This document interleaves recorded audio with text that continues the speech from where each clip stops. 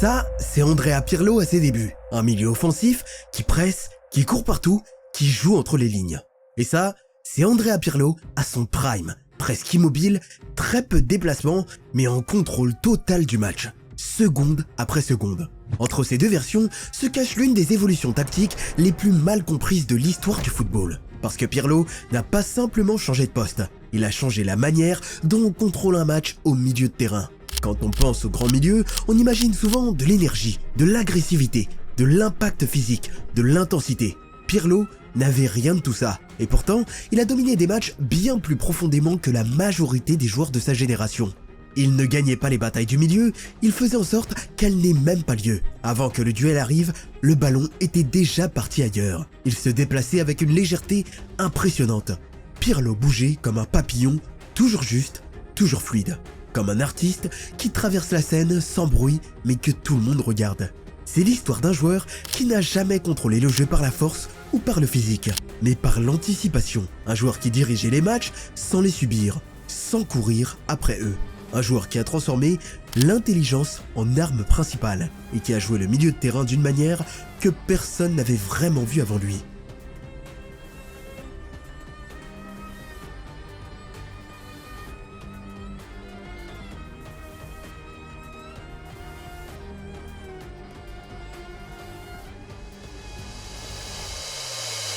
À la fin des années 90, le football était un sport de combat, surtout au milieu de terrain. Le pressing était brutal, l'intensité était la compétence indispensable pour survivre en tant que milieu de terrain. Si tu ne courais pas, si tu ne taclais pas, si t'aimais pas le contact, tu devenais un problème pour ton équipe. Et Andrea Pirlo ne faisait rien de tout ça. Dans un football obsédé par le mouvement et l'impact, Pirlo jouait comme s'il était convaincu que le ballon finirait toujours par venir à lui. Pour beaucoup d'entraîneurs, c'était pas du calme, c'était de l'arrogance. Ou pire encore, de la faiblesse. Au début de sa carrière, Pirlo ne ressemblait pas du tout à un milieu fait pour le très haut niveau. Grand, fin, presque frêle, peu de gestes superflus, une posture détendue, un jeu discret, trop discret pour une culture du football qui associait le bruit à la domination. Alors le football a essayé de le corriger. À Brescia, puis surtout à l'Inter Milan, on l'a avancé sur le terrain. On l'a transformé en numéro 10 classique. C'était logique à l'époque. Les joueurs techniques, on les mettait entre les lignes, près du but, là où ils étaient censés faire la différence. Sauf que ça marchait pas. Peu importe ce qu'il faisait, Pirlo n'arrivait pas à s'imposer à l'Inter. Lors de la saison 1999-2000, il est prêté à Regina, où il joue bien. Mais à son retour, rien ne change. 4 matchs de championnat, puis de nouveau le banc. C'était pas un problème de niveau, c'était un problème de place. Déjà à ce moment-là, Pirlo était mal compris. En numéro 10, tout allait trop vite, pressé de tous les côtés, obligé de décider avant même que le jeu n'ait eu le temps de se dessiner. Et c'est là que l'Inter passait complètement à côté de l'essentiel. Le génie de Pirlo n'était pas dans l'improvisation sous pression, mais dans l'anticipation, bien avant que la pression n'arrive. Il voyait le jeu plus tôt, plus large, plus clair que les autres. À l'Inter, entouré de stars et écrasé par les attentes, Pirlo s'est peu à peu effacé. Non pas parce qu'il manquait de talent, mais parce que personne ne savait quoi faire de lui. À un âge où beaucoup explosent, il se rapprochait dangereusement du statut de l'un des grands « et si ». Un passeur hors norme sans poste précis. Un penseur dans un football qui récompensait surtout ceux qui couraient. Mais le problème n'a jamais été Pirlo. Le vrai problème, c'est que le football n'avait pas encore inventé le rôle qui lui permettait d'exister pleinement. Cette invention arrive lorsqu'il retourne à Brescia lors de la deuxième partie de la saison 2000-2001. Là-bas, il joue aux côtés de son idole d'enfance, Roberto Baggio. Et comme Baggio occupe naturellement le rôle de meneur offensif, l'entraîneur Carlo Mazzone prend une décision qui va, sans le savoir, changer l'histoire du jeu. Il déplace Pirlo plus en retrait, pas vers l'avant, pas vers l'extérieur, mais vers l'arrière. Mazzone l'installe devant la défense, loin du chaos, derrière le pressing, avec tout le jeu face à lui. Et d'un coup, tout devient évident. Pirlo ne s'adapte pas au poste, il s'y glisse, comme si ce rôle avait toujours été fait pour lui. Et la meilleure illustration de ça, c'est cette passe décisive pour Baggio.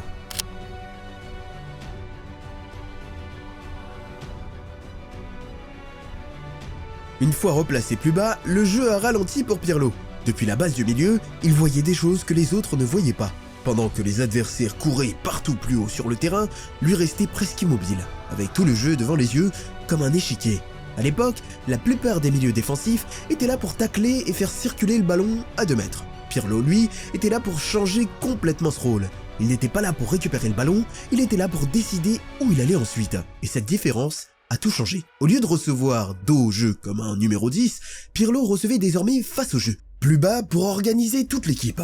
Des passes courtes pour calmer le tempo, des diagonales longues pour casser les lignes, des ballons verticaux qui arrivaient avant même que les défenseurs comprennent qu'un espace existait.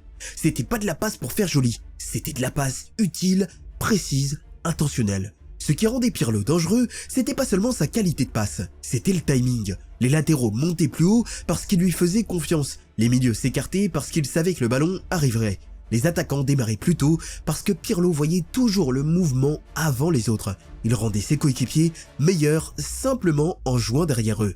Et sans bruit, quelque chose de radical était en train de naître.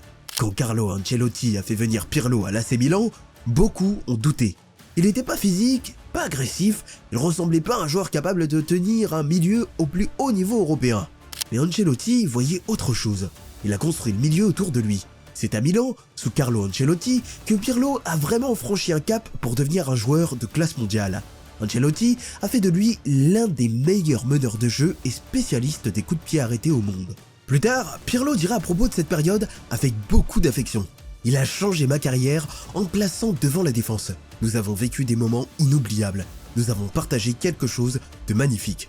Dans les systèmes en 4-3-1-2 et 4-3-2-1 d'Ancelotti, Pirlo jouait devant la défense, ce qui lui permettait d'évoluer aux côtés de grands milieux offensifs comme Rivaldo, Rui Costa, puis Kaka, en remplaçant le rôle laissé vacant par la légende milanaise Demetrio Albertini. Il est devenu une pièce centrale du milieu des Rossoneri. Avec Gattuso pour courir, Seedorf et Kaka pour apporter du dynamisme plus haut, Pirlo restait seul à la base, intouchable, jamais pressé, impossible à remplacer. Milan ne pressait pas dans tous les sens, ils ne précipitaient rien, ils attendaient et dès que Pirlo touchait le ballon, le match basculait en leur faveur. Mais pour vraiment comprendre à quel point Pirlo était immense à Milan, faut regarder les chiffres. Il est presque impossible de décrire l'impact qu'Andrea Pirlo a eu sur cette équipe milanaise. Car si les caméras n'avaient pas été là, vous ne croiriez pas vraiment ces histoires. Pirlo est arrivé tranquillement à Milan en 2001, mais dès sa deuxième saison, Milan était déjà devenu son orchestre. En 2002-2003, Pirlo dominait la Serie A. Il effectuait plus de passes que quiconque. Il passait plus de temps avec le ballon que quiconque.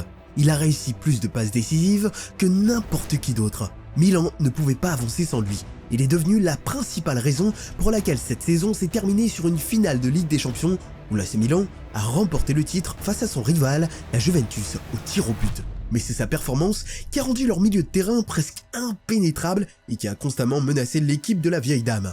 En 2005, Pirlo est allé encore plus loin, disputant l'une des plus belles finales de Ligue des Champions de l'histoire pour un milieu de terrain.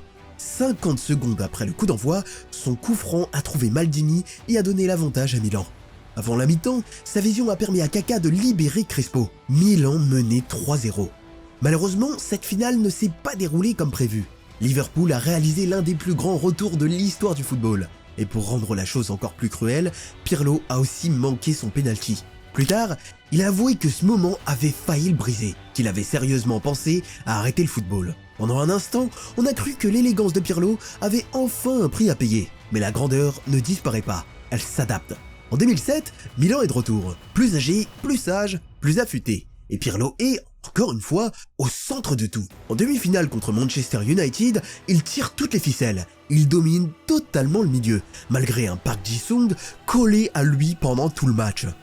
En finale, encore contre Liverpool, c'est lui qui frappe le premier avec un nouveau coup franc pour un nouveau but d'Inzaghi. Cette fois, Milan soulève la Ligue des Champions. Ensuite, c'est une domination incontestée. Supercoupe, Coupe du monde des clubs, des finales décidées par sa qualité de passe, sa vision et son calme. Mais avec le temps, au cœur même de son aventure milanaise, sa trajectoire commence à ralentir. Les entraîneurs changent, les systèmes aussi. En 2011, Pirlo n'est plus indispensable à Milan. Pas parce qu'il a régressé, mais parce qu'on estime qu'il ne peut plus suivre le rythme du jeu moderne. Sa dernière saison a été calme.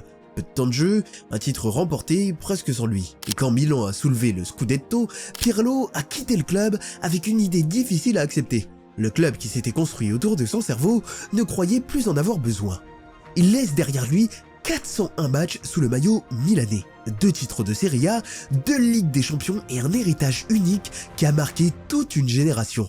Mais alors que tout le monde pensait que c'était terminé, Pirlo est parti à Turin et est devenu une légende encore plus grande qu'il ne l'était déjà. Andrea Pirlo arrive à Turin à 32 ans. À Milan, on le considère comme un luxe dont on peut se passer, un joueur trop lent, plus vraiment indispensable. À la Juventus, la lecture est totalement différente. Quand Gianluigi Buffon apprend que Pirlo va signer, sa réaction a été incroyable. Il dit « Dieu existe ». Et très vite, toute la Serie A comprend pourquoi. Lors de la première journée de la saison 2011-2012, la Juventus reçoit Parme dans son nouveau stade, avec un nouvel entraîneur, Antonio Conte. Le club sort à peine des ruines de Calciopoli. Tout est à reconstruire. Et Pirlo est vu comme la pièce centrale de ce nouveau départ. Il faut aussi rappeler que Pirlo n'est plus jeune. Ce n'est plus le joueur de ses débuts, mais son jeu n'a jamais reposé sur la vitesse ou les courses. L'âge ne peut pas ralentir quelqu'un qui joue déjà à son propre rythme. Lors du match contre Parme, il a effectué 110 passes, inscrit 2 passes décisives et livré une performance de dingue. La Juventus s'impose 4-1. Conte a construit immédiatement le milieu autour de lui. Il l'a associé à des joueurs plus jeunes comme Marchisio et la nouvelle recrue Arturo Vidal, dans un milieu à 3. Pirlo pouvait alors s'exprimer pleinement comme meneur de jeu reculé, pendant que Marchisio et Vidal faisaient le travail défensif autour de lui. La Juventus a terminé la saison de championnat invaincue. À la fin de l'année, les chiffres étaient hallucinants. 13 passes décisives, le total le plus élevé de Serie A, 2643 passes réussies, soit environ 500 de plus que n'importe quel autre joueur. Plus de 100 occasions créées, 87% de passes réussies. La Juventus a remporté son premier titre de champion depuis 9 ans. C'était marrant car l'AC Milan, qui venait de se séparer de Pirlo, a terminé 2e. À Turin, Pirlo n'a pas ralenti. Il a fait accélérer le club. En 2012-2013, ses coups francs sont redevenus une arme majeure du système. Contre la Roma, contre Parme, contre Udinese. La Juventus a conservé son titre et Pirlo a été élu joueur de l'année en Serie A encore. En 2013-2014, la Juventus est entrée dans l'histoire avec 102 points et 33 victoires. En Europe, il a également été à la hauteur. En 2015, la Juventus a atteint la finale de la Ligue des Champions. Pirlo a joué chaque minute. Contre Barcelone, il s'est pas caché. Il a dicté le jeu jusqu'à ce que ses jambes finissent par lâcher. Et même si l'équipe a été battue, il était clair que le maestro de la Juve était à la hauteur de sa réputation. En 4 saisons à la Juventus, il a remporté 4 titres de Serie A, une Coppa Italia, 2 Supercoupes et a mené l'équipe en finale de la Ligue des Champions.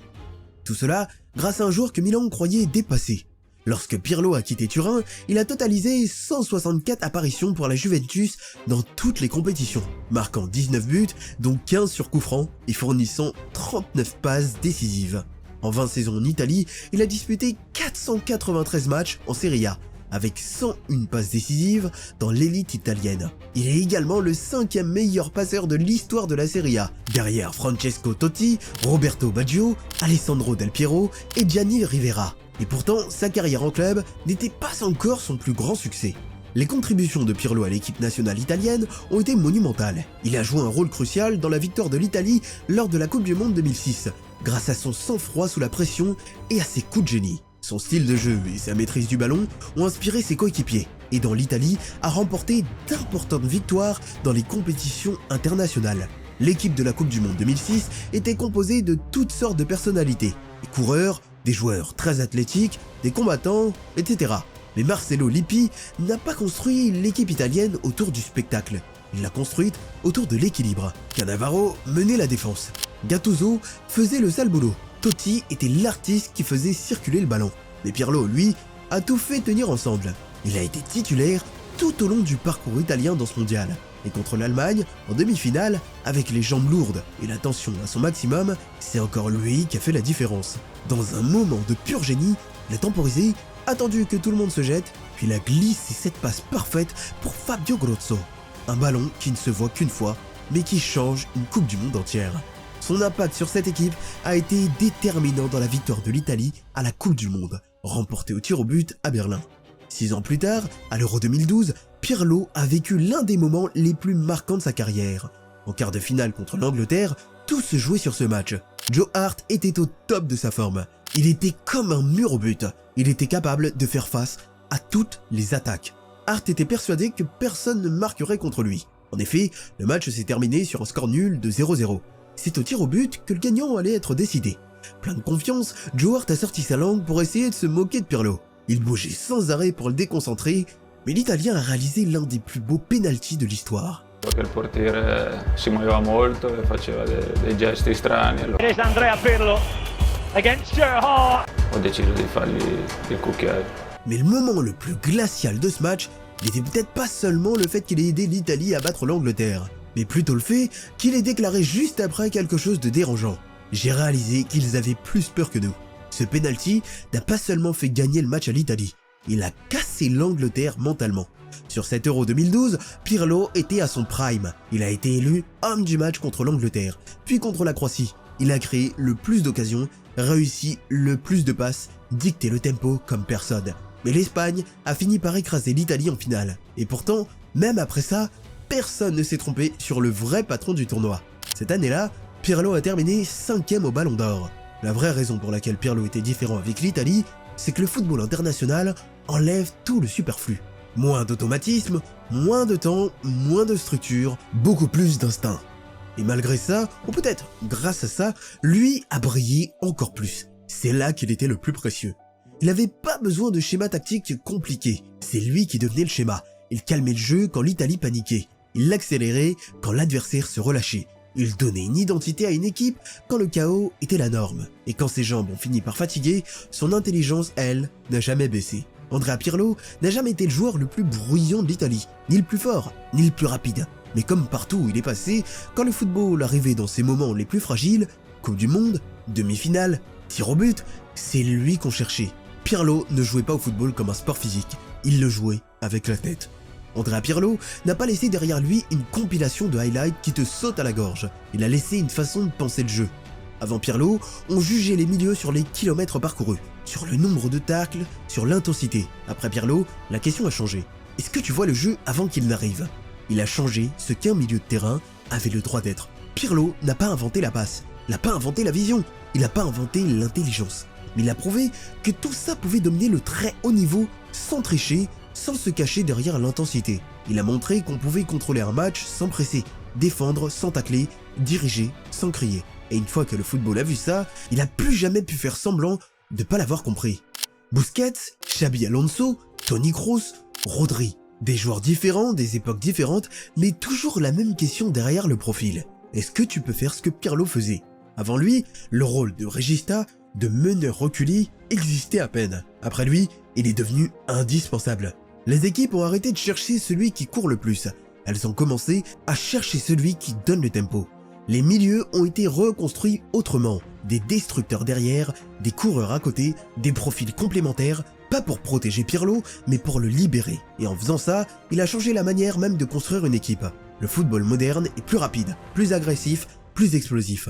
Mais la solution reste toujours la même. Quand le pressing devient étouffant, les entraîneurs cherchent encore et toujours la même chose. Du contrôle. Quelqu'un capable de calmer le jeu, de sortir de la pression, de remettre de l'ordre. Et ce réflexe-là, il vient de Pirlo. Pas parce que tout le monde peut jouer comme lui, mais parce que tout le monde rêve d'avoir quelqu'un qui pense comme lui.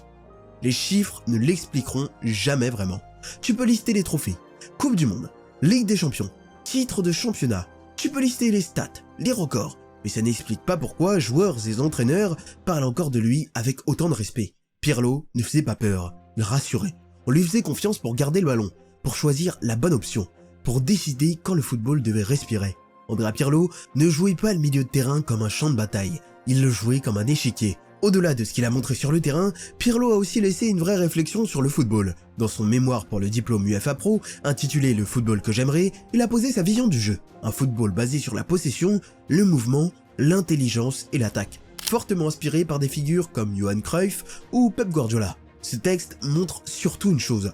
Pirlo ne voyait pas le football comme une suite d'efforts physiques, mais comme un système vivant, à comprendre et à organiser. Pour lui, le ballon devait circuler plus vite que les joueurs, et le jeu devait être contrôlé avant même d'être disputé. C'est cette combinaison rare, intelligence tactique, qualité technique et influence profonde sur la façon de penser le jeu qui a fait de Pirlo bien plus qu'un grand joueur. Il a été un repère, un modèle, presque une référence intellectuelle du milieu de terrain moderne. Voilà l'héritage de Pirlo. Pas un style précis, pas un simple poste sur le terrain, mais un niveau d'exigence et une manière de penser le jeu que très peu ont réellement su atteindre.